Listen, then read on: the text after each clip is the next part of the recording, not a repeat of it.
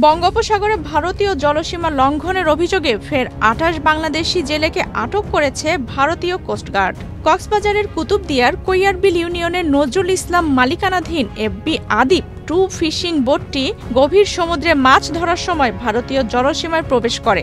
এমন অভিযোগে ১৯ নভেম্বর বুধবার গভীর রাতে টহলরত কোস্টগার্ড ট্রলারটিকে আটক করে। এক্সট্রিম মশার কয়েল প্ল্যান্ট ফাইবার দিয়ে তৈরি, তাই সহজে ভাঙে না, সুগন্ধিযুক্ত ও নিরবিচ্ছিন্নভাবে জ্বলে। ডেঙ্গু, চিকুনগুনিয়া বাহি সহ যে কোনো মশার বিরুদ্ধে দেয় এক্সট্রিম সুরক্ষা।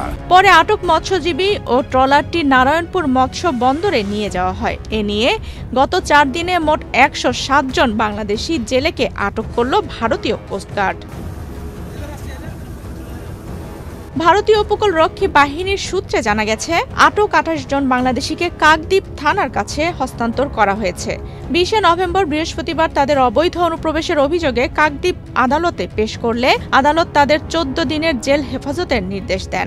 আদালতে নেয়ার পর পুলিশ তদন্ত করছে জেলেরা আন্তর্জাতিক জলসীমা অনিচ্ছাকৃতভাবে অতিক্রম করেছেন নাকি সত্যিই অবৈধভাবে প্রবেশের চেষ্টা করেছেন। পাশাপাশি ট্রলারের নেভিগেশন সিস্টেম, যন্ত্রপাতি ও নৌরুটও খতিয়ে দেখা হচ্ছে।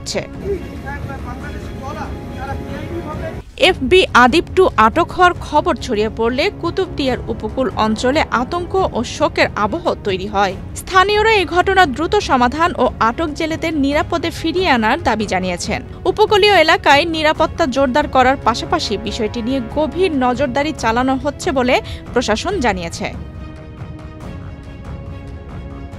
আফসানা রিপা, বাংলাদেশ প্রতিদিন।